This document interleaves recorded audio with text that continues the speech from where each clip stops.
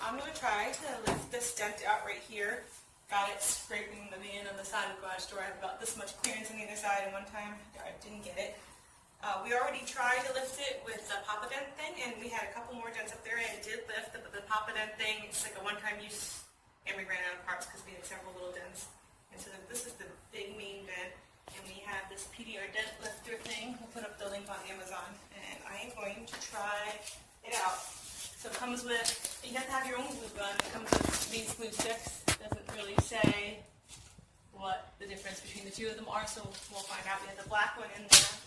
And it comes with all these little pieces, and what you do with these is you stick them to the dent, and then you use a dent lifter tool to pull it up out of there.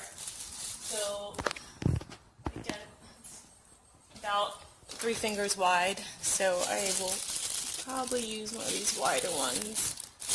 And it is concaved in, so maybe, I don't know, we'll see. We'll just try and see what works. This one, actually, no, I think a flatter one will be better.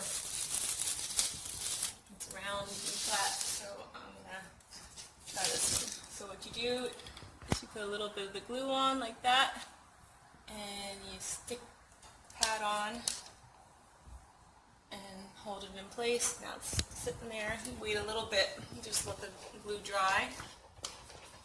Okay, it's been a couple minutes, and this is on here really good, so I'm going to try to pull this dent once and for all. Okay. Screw it back some. Can't do anything more with my hand. Let's see. Get it all off. It came out. It looks pretty good. I don't think it's dented anymore. Actually, got it. I think you got it all that time. Looks good. One more little one down here we could try.